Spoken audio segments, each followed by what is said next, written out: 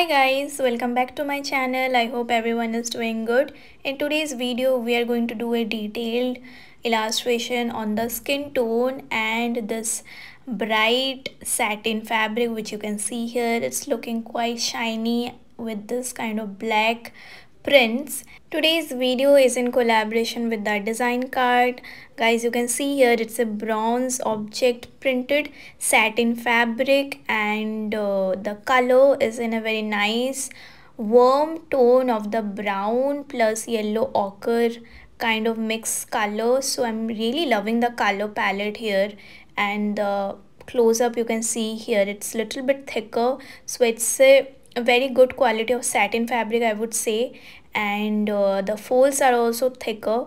So this is why I wanted to illustrate something of a stiff blazer look with it. Also, don't forget to check out the website of the design card. You can find lots of different types of fabrics based on the season, the pattern, the print, and even jewelry making items. So yes guys, I will be posting the link in the description box. You can use my code SRABANI10 to get 10% off on your overall purchase. So coming at the tutorial, we will start with the watercolor wash. So we will begin with the skin tone. So guys, there will be two steps. First we will use watercolor, and you can also use markers for the base.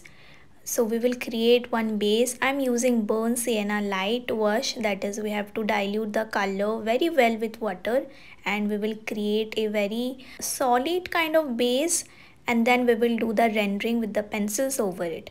So here is the reference picture guys. I'm really liking the mood and the runway posture. So this is what I have in mind to create, and I'm taking the inspiration from the picture. And for the hair also I'm using watercolor wash of black. Now after the base is completely dry, we will go with the second layer of the color. We are using the same shade in the same diluted manner.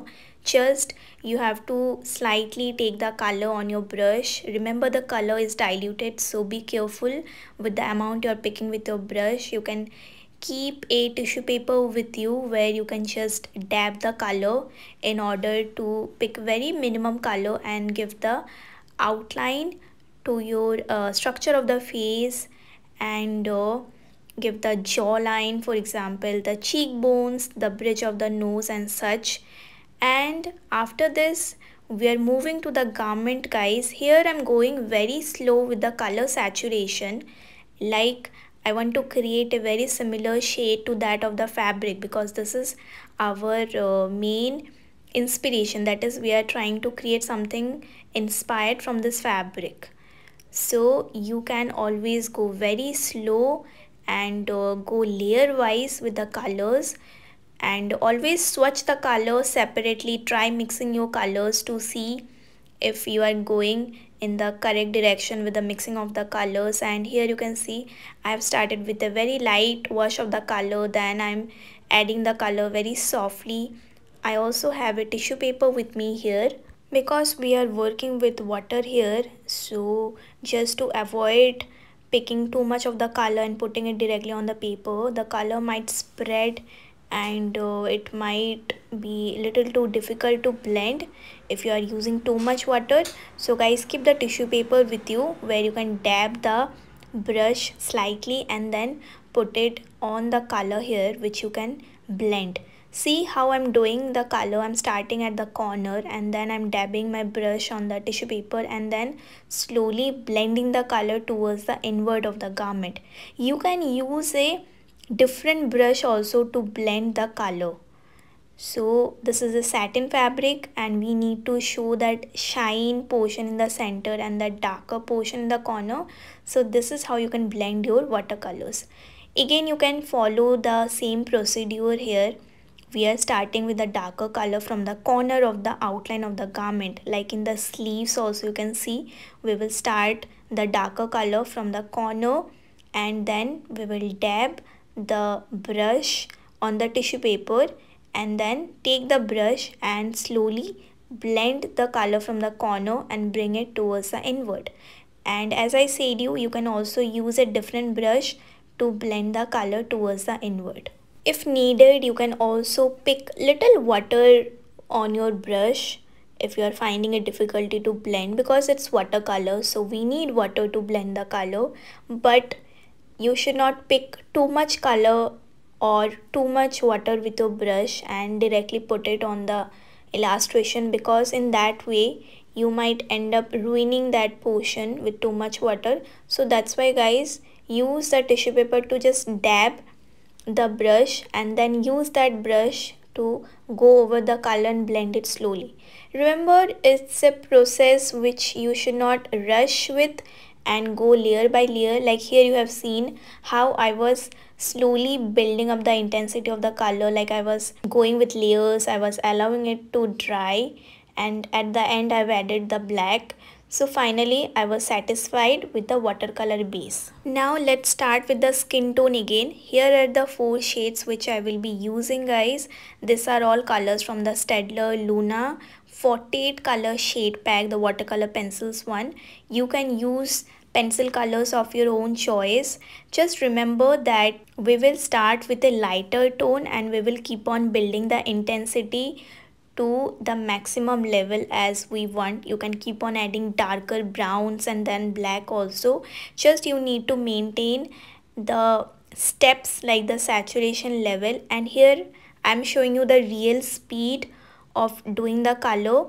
Like I started from the corner with this shade of burnt sienna.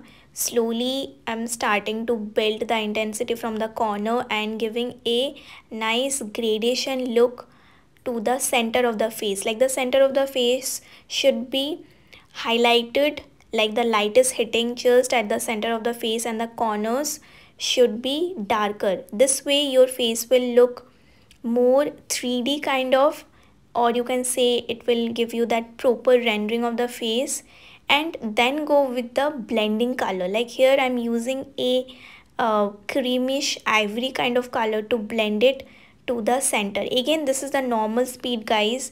You can see I'm going very slow and giving this kind of circular motion to my strokes, and you can blend it till the level you want. And it's also very much dependent on the pencils also, that your pencils are good for layering on top of the first color, and whether they can blend well with each other. So guys, you can see as we start adding more darker colors from the corners, the center automatically becomes more highlighted, and you can keep on adding as much color as you want. And we can also go one level up and add a darker brown over it. Like I will use a darker brown over this color, and for the blending use your blending color, which is the lightest shade from your color palette. Use that color to blend in, because blending is important, otherwise your colors will not give you that smooth effect. So yes, blending is equally important. Go layer by layer, take your time to just give a very nice shading, very smooth shading to the skin tone.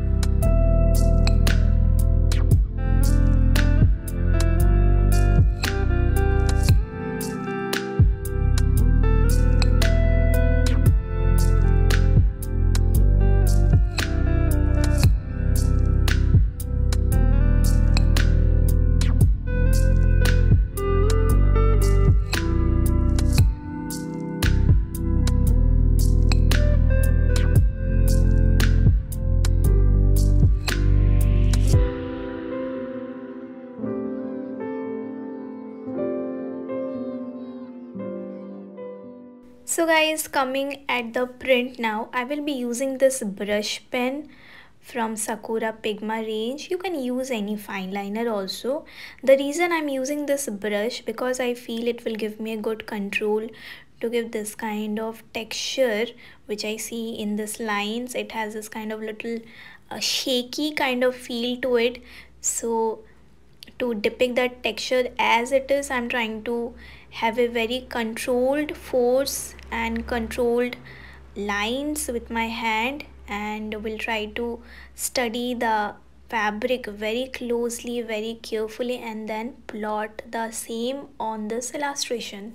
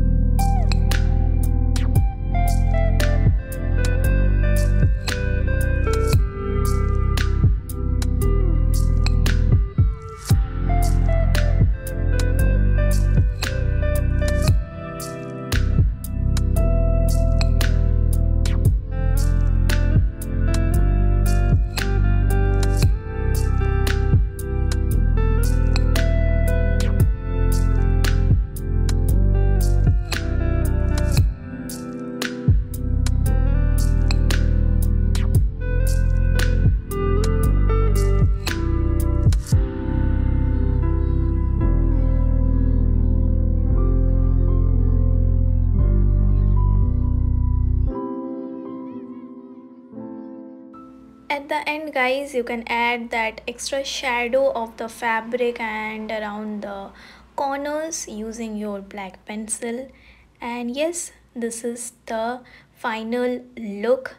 Let me know how you enjoyed this tutorial, and you can write down your recommendations in the comment box as well. And if you are new to the channel, don't forget to subscribe. See you all very soon with another tutorial. Till then, keep illustrating, keep practicing. Bye bye, take care.